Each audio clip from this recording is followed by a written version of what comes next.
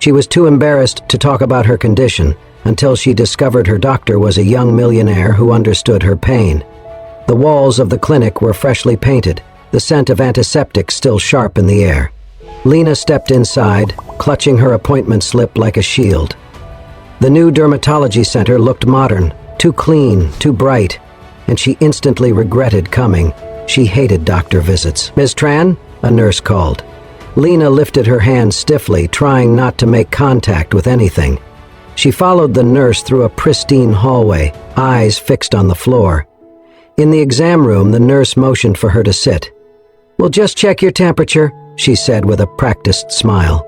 Before Lena could object, the nurse gently touched her forearm to guide the thermometer into place. A sharp, electric pain tore through her skin. Lena gasped, jerking her arm away violently. "I told you not to touch me!" The nurse froze. I'm sorry, I didn't—" The door opened before she could finish. A tall man in a white coat stepped in, calm and confident, with deep-set eyes and neatly combed black hair. The tag on his chest read, "Dr. Marcus Williams." "Is everything all right?" he asked, voice even but commanding. She reacted when I touched her arm. I didn't mean to." "She has allergies," Marcus said flatly, not looking at the nurse but straight at Lena. "Am I right?" Lena's defenses went up. "Yes," she replied cautiously.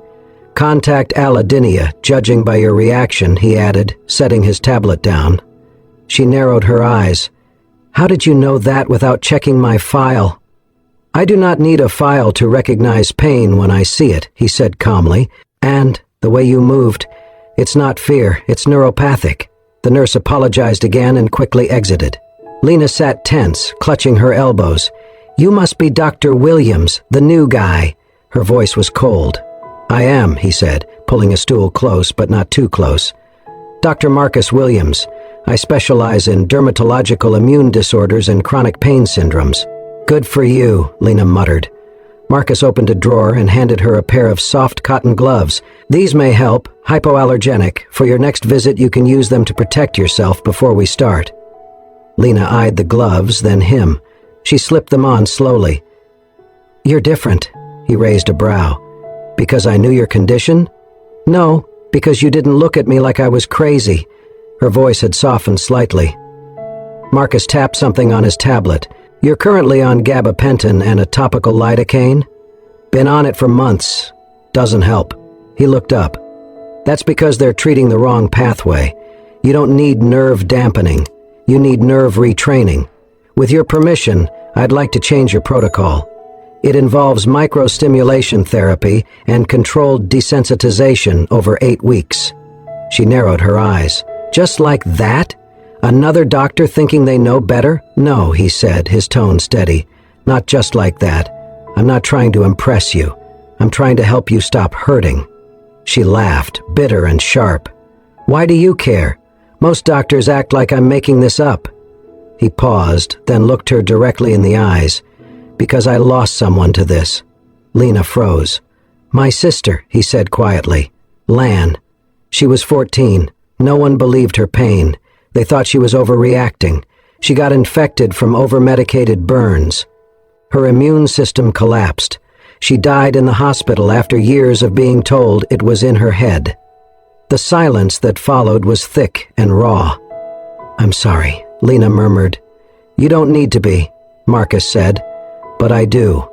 She looked away, but her voice had changed. "So what? Now you're trying to save every girl who reminds you of her?" "No," he said. "Now I try to do my job better than I did back then." Lena exhaled. The gloves on her hands felt softer than she expected. He stood, handed her a folder with the proposed treatment plan. "Read it. No pressure. Come back if you want to try." As he turned to leave, she called after him. "What if it doesn't work?" He looked over his shoulder. "Then we try again and again until something does." That night, Lena lay in bed with the gloves still on. She stared at the folder, untouched on her nightstand. For once, instead of fear, she felt something like curiosity. Maybe, just maybe, this time would be different. Lena had not meant to come back. After the first appointment with Dr. Marcus Williams, she went straight home, tossed the treatment folder on the kitchen counter, and ignored it for days.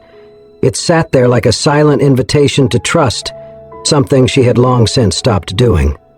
That night, she dreamt of her skin peeling off in sheets, of invisible flames licking her arms. She woke up gasping, soaked in sweat, her fingers shaking as they gripped the gloves Marcus had given her. She still did not trust him, but she could not deny one thing. He had looked her in the eyes, not at her condition, not at her chart, at her, and something in that gaze had made her feel less like a specimen and more like a person. Still, that did not mean she was ready. 3 days later, her phone buzzed. A message from the clinic. Dr. Williams has left your plan open should you choose to proceed. No charge, just hope. She deleted the message. The subway was packed that afternoon, the air thick with rain-damp coats and unspoken frustration. Lena was heading home from a rare trip outside. She needed groceries, and it had taken her nearly an hour to mentally prepare to go. As she stepped onto the train, someone bumped into her, hard. An elbow to the side, through the damp fabric of her blouse. The pain was instantaneous, like fire igniting just beneath her skin. She bit her lip, trying not to scream. Her vision blurred. She clawed for a handrail but missed. The world tilted, her knees buckled. All she could think was, "Get off!" She stumbled out at the next station, barely seeing the signs, her arms wrapped around herself as if to hold the pain in. The rain greeted her with icy slaps as she emerged above ground. She did not think. She just walked. The clinic lights were still on. The receptionist was startled to see her, drenched, eyes red, not on the schedule. "I need to see Dr. Williams," Lena said, voice trembling. "He's with a patient, but tell him it's me. He'll know." 10 minutes later, Marcus appeared at the door. He said nothing at first, just looked at her. The soaked hair, the way she held her arms away from her body like they were broken wings. He stepped aside. "Come in."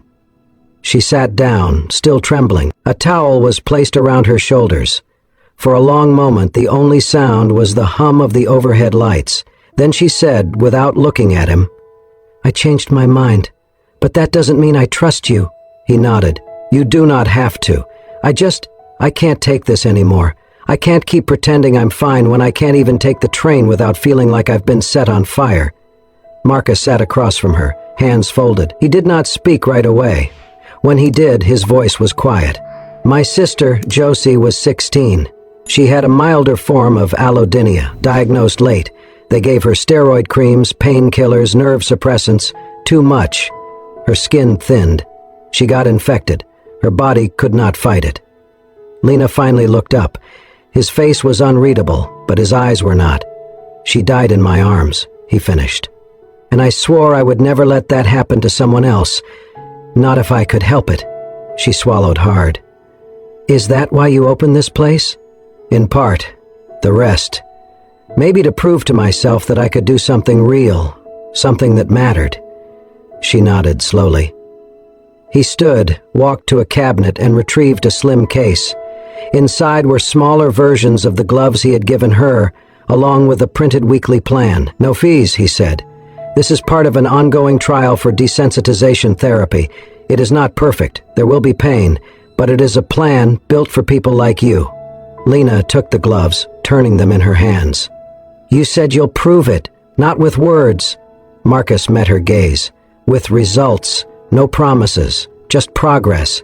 And for the first time in years, Lena believed someone meant it. She tucked the gloves under her arm and stood.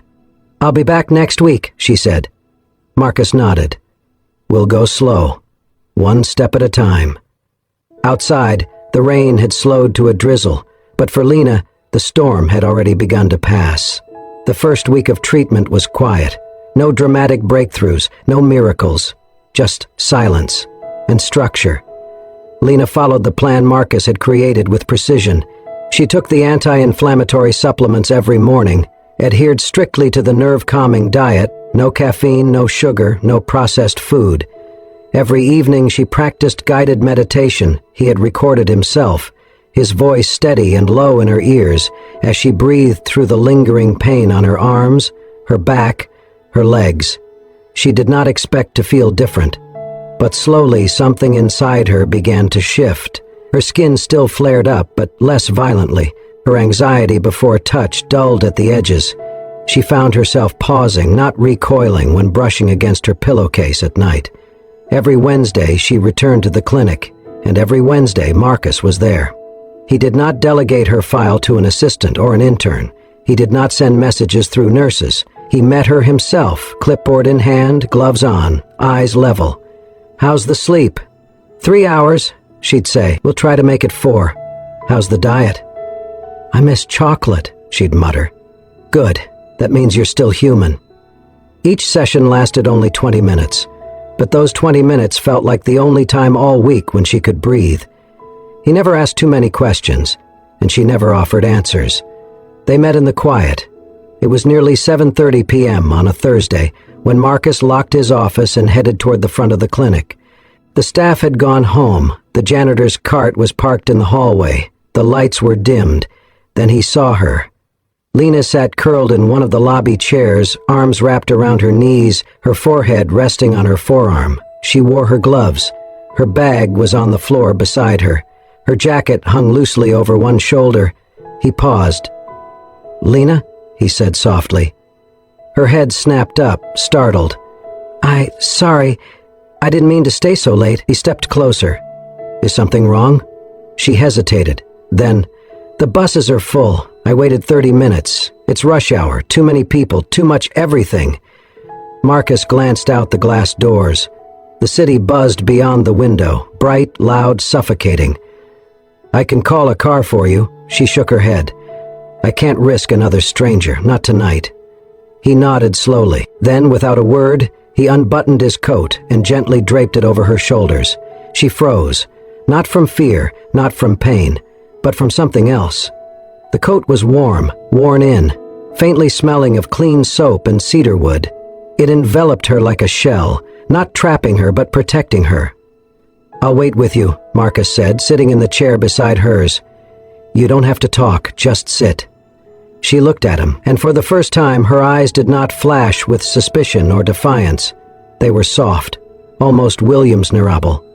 After a long moment she said quietly, "That's the first time." He looked over, curious.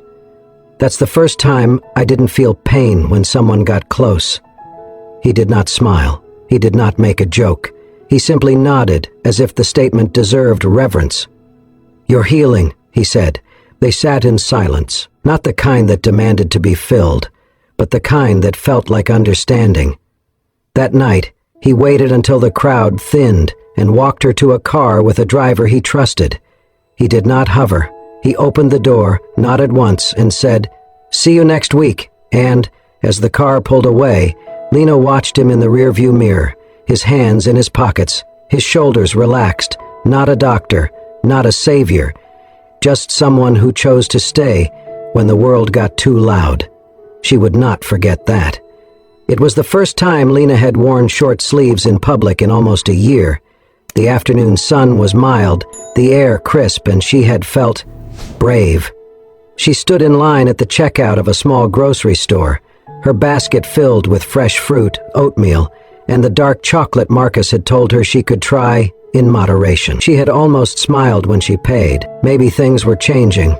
Outside, the sidewalk was crowded, people rushing off work, bumping shoulders, too many sounds, too many bodies. She kept close to the wall, heart racing slightly but steadying with each breath. She did not see him coming. A man in a leather vest, reeking of cigarettes and beer, shoved past in the tight space near the alley entrance. His arm hit her bare shoulder hard, direct skin contact. Lena gasped, then screamed. It was instant. Her skin ignited. The burning electric pain coursed through her side. She fell to the pavement, clutching her arm, sobbing, unable to stop shaking. Don't touch me!" she cried out, voice cracked. "I have a condition, I'm not faking it." The man turned around, startled at first, then confused, then sneering. "What the hell's wrong with you?" Lena tried to move back, her breath shallow. "Please, just don't—" "Oh, I get it," he said, looking around at the small crowd gathering. "Little Miss Princess over here doesn't want anyone to touch her. Must be allergic to peasants." Someone in the crowd laughed. Lena blinked fast, pain turning into humiliation. "You think you're better than the rest of us?" the man barked. "I barely brushed your shoulder." "It's called allodynia," she whispered. "It hurts. I can't—" "Oh, please," he scoffed, pulling out his phone. "Get a load of this. Grocery store meltdown, girl screams like a banshee over nothing." "No, stop," Lena begged. He hit record. She was still on the ground, her knees scraped, eyes wet. The crowd did not help. They just watched. "You're gonna go viral, sweetheart," he said. The video went online that night. The title, "Poor Girl Pretends to be a Princess, Loses It Over a Tap on the Arm." Within hours, it had over 80,000 views. The comments were brutal. "What a drama queen. Someone bumped you, not stabbed you. Another snowflake looking for attention. Bet she's trying to get money out of it. Probably a failed actress." That's the problem with these girls. They think pain is aesthetic. By morning, it was everywhere. Lena sat on the floor of her apartment, her phone buzzing with message after message. She had deleted every app, but the notifications still seeped through. She pulled a blanket over her head, rocking back and forth. Her shoulder still throbbed, her face burned with shame. The whole world thought she was a joke. She was back to being the girl no one understood. Back to being the girl everyone judged. She turned off her phone completely, then unplugged the router, then curled into the smallest corner of her bed and stayed there. The world outside could burn. She would not be part of it anymore. She did not go to her next session. She ignored Marcus's messages. Short, simple, "Saw the video, call me when you can. Do not let this break you. I'll handle it." She did not believe him. No one could handle this. It was too late. She was trending for all the wrong reasons. She was, once again, the girl no one dared to touch, not just physically but emotionally. And this time, she feared she might never come back from it. Lena did not answer the door the first time he knocked, or the second. Marcus stood outside her apartment building in the late afternoon sun, a paper bag in one hand and determination in his eyes. He had seen the video, watched it spread like wildfire. He had read the vile comments, the mocking laughter, the blind cruelty. He had seen the part where she cried out in pain and not one person stepped in. On his third knock, the door creaked open. She stood there, hoodie pulled over her head, eyes bloodshot, voice flat. "Why are you here?" "I brought tea," he said, holding up the bag. She stared at him for a long second, then stepped aside. Inside, the apartment was dim, curtains drawn, silence heavy. "You should not be alone right now," Marcus said, setting the tea on the counter. "I'm fine. You are not." She sat on the edge of the couch, arms folded tightly. "They think I'm making it up. They are wrong." "I know that," she whispered. "But they don't care." He sat across from her, not too close. "Then we make them care." She looked at him sharply. "By doing what? Posting a pity party?" "No," he said. "By telling the truth. With science, with dignity, not defense, clarity." She said nothing for a moment. Then, "I can't go through another wave of this. You won't be alone this time." She looked at him again, really looked. His calm face, his steady breath. Not pity, not anger, just conviction. "You do that?" "Yes. I have the platform. I have the data. And you have the courage." 2 days later, they sat together in a quiet studio, lights low, background neutral. Marcus wore his white coat. Lena wore long sleeves but no gloves. A monitor behind them showed diagrams of the nervous system. The video began. "This is Lena Tran," Marcus said into the camera. "She has a condition called tactile allodynia, a rare neurological disorder where touch, even the softest contact, triggers intense pain." Footage played. Animated visuals of nerve endings firing abnormally, skin responding as if burned by light pressure. He continued, "It is not imaginary, it is not dramatic, it is measurable. And it affects real people." Lena spoke next. Her voice was clear but soft. "I never wanted to be famous. I never wanted to explain my pain to strangers. But now I have to, because staying silent lets the lies spread." She told them what the pain felt like, how a simple brush on her shoulder could leave her crying, how shame became her daily coat. And then she said, I'm not angry at those who did not know. I'm afraid of those who refuse to learn." Marcus ended the video with one line. "She is not looking for sympathy. She is asking for understanding." They uploaded it that night. By morning it had gone viral, but differently. This time, the world listened. The comments began to change. "I had no idea this condition existed. Thank you for explaining." To everyone who mocked her, "I hope you're watching this and learning something." "Lena, you're braver than you know." "I have fibromyalgia. I've felt this kind of pain. Thank you for speaking for so many of us. You made me rethink how I respond to people in pain. I'm sorry for ever doubting you." She read the comments, one after another, curled on her couch, hands pressed to her mouth. Not shaking, just stunned. Then she picked up her phone and messaged Marcus. "Thank you for believing, for fighting back with truth." His reply came quickly. "You did that. I just stood beside you." And for the first time since the video went up, Lena smiled. Not because the pain was gone, but because she was no longer invisible. The wind was gentler that morning, or maybe Lena just noticed it more. She stood outside the clinic for a moment, breathing in the late spring air. Her fingers, still gloved, no longer trembled as they once had. She wasn't sure if it was the treatment, the passage of time, or the way Marcus had looked at her in that video. Steady, unshaken, real. Whatever it was, she didn't hesitate when she opened the door. Inside, everything was as she remembered. Clean, bright, calm. But there was something else now, too. Warmth. Marcus greeted her with a small smile, not from behind a desk, not from a distance, but beside a kettle on the corner counter. "I made ginger tea," he said. "You mentioned last time it helped with the nausea." She blinked. "You remembered?" He handed her the cup carefully, making sure their fingers didn't touch.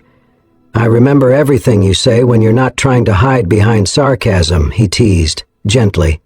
She almost laughed. Almost. He gestured toward the usual exam chair, already lined with a fresh cotton sheet. A thick wool shawl was folded on the side. Hers, the one he had gotten for her after she had once shivered through an entire session in silence. "Still cold?" he asked. "Not today," she said softly. "Not anymore," he nodded. "That's good." The checkup began the same as always, routine, structured, slow. He examined the healing patterns of her skin, the fading inflammation, the response to light contact. He narrated everything he was doing, just like always. But something felt different today. She wasn't flinching. She wasn't shrinking away from the light, or the air, or the soft brush of the cotton swab. And then came the moment. "Can I test your wrist?" he asked.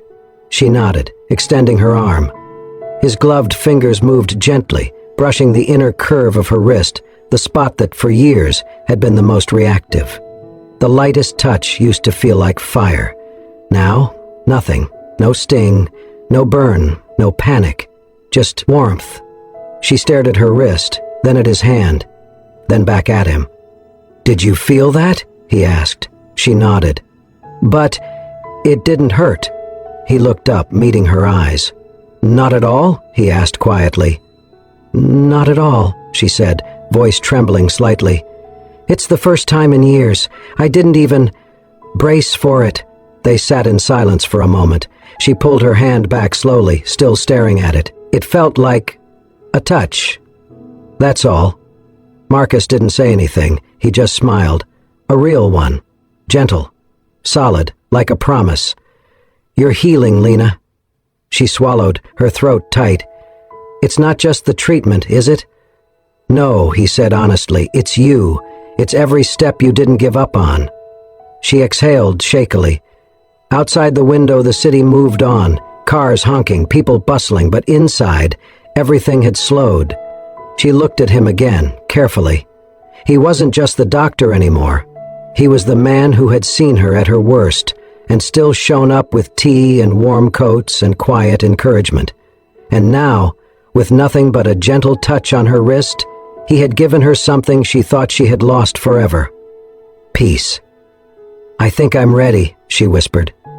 "For what?" he asked. "To live like I'm not broken." Marcus didn't rush in with praise or poetic words. He just nodded, as if she had said the most natural thing in the world. And then, with the same patience he had shown since the beginning, he said, "Then let's take the next step." The office walls were not cold. That was the first thing Lena noticed. There were paintings, bright, abstract ones, lined along the hallway. There were indoor plants, the scent of fresh coffee, soft laughter echoing from behind open doors. It was her first day at the design firm she had quietly applied to 3 weeks earlier, half hoping they would never call her back. But they did, and they offered her a full-time role after just one interview. Lena almost didn't say yes. It terrified her, but Marcus had looked at her, serious and gentle, and said, "Fear is part of it. The difference is, this time you're not alone." So she accepted. Now, seated at a desk with a window view, her fingers hovered above her keyboard as her new manager smiled and said, "Just start slow. We know your work already speaks for itself." She wore her long-sleeved blouse, gloves in her bag just in case. No one asked why she was careful when shaking hands. When she gently explained during orientation, voice calm and steady, "I have a rare skin sensitivity. It's manageable now, but I still take precautions," they only nodded. "Thanks for letting us know," someone said. "Just tell us what you need. No questions, no pity, just respect." It was surreal.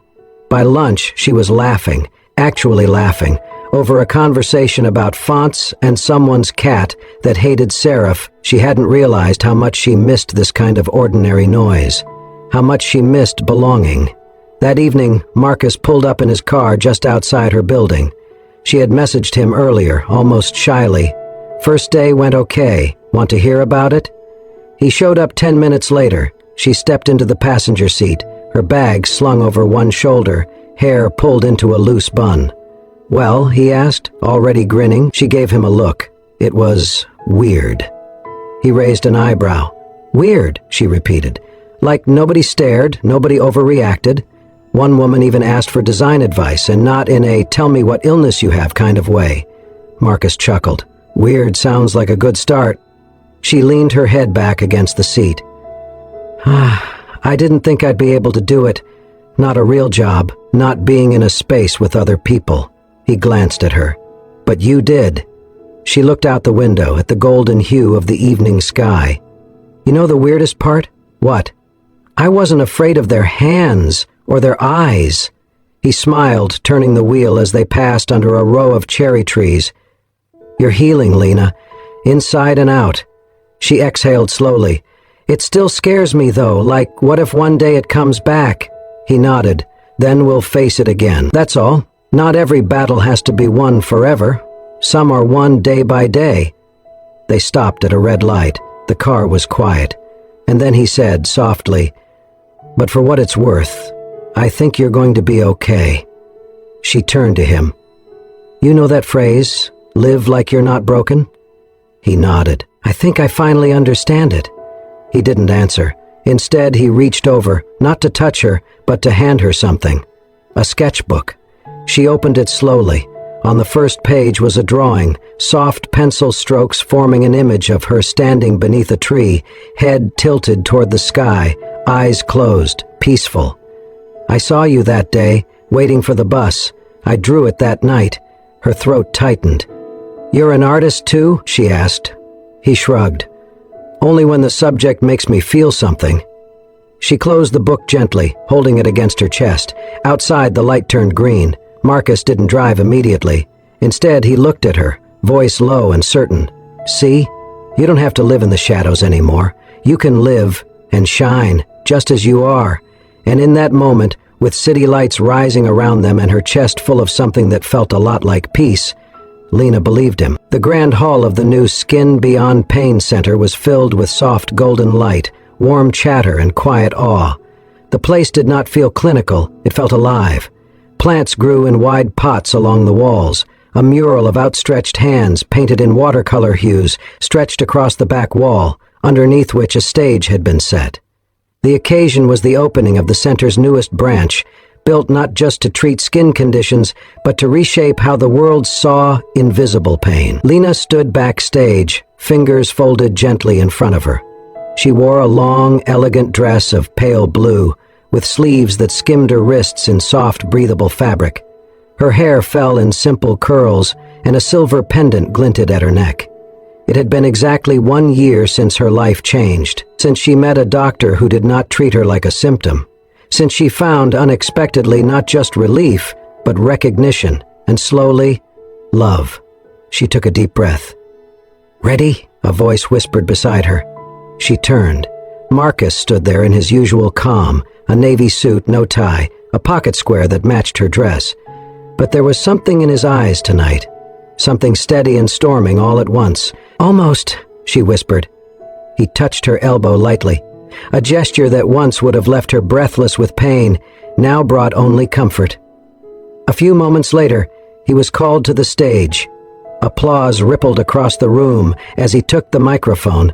Marcus smiled, glancing around at doctors, patients, donors, and strangers whose lives would soon be touched by the work that began with a single promise. Then he spoke. "A year ago," he began, "I met a woman who did not want to be touched, not because she lacked love, but because pain had taught her that contact meant damage." He paused. She had a rare condition, one that caused her body to interpret the lightest touch as pain. But more than her skin, it was her spirit that had been bruised, by misunderstanding, by judgment, by silence. His voice softened. But despite everything, she came back. She tried. She healed. And today, she's not just a survivor of allodynia. She's a symbol of what it means to live with grace, even when the world does not understand you. He turned slightly to the edge of the stage. "And tonight," he continued, "I would like to do something I once could not." Lena's breath caught. Marcus stepped forward, looking straight at her. "Lena Tran," he said, voice unwavering, "may I touch you, not as a doctor, but as a man in love?" Gasps filled the room as he slowly knelt down on one knee and took out a ring, a small, elegant band. Simple, timeless. "Will you marry me?" he asked. Lena's hands flew to her mouth. Tears welled up instantly, not from fear, not from pain, but from something she had never believed she would feel so freely. Joy. She laughed through the tears, stepping forward. "Marcus Williams," she said, voice trembling. "I used to think I could never love or be loved.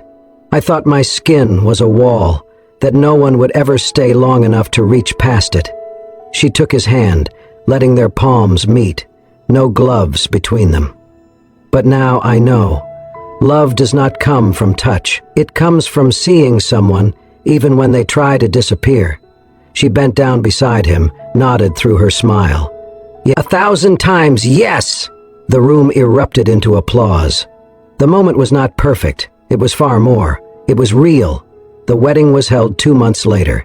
Not in a cathedral, not in a ballroom, but in a quiet garden behind the new clinic, surrounded by patients, friends, and people who once thought love was for others.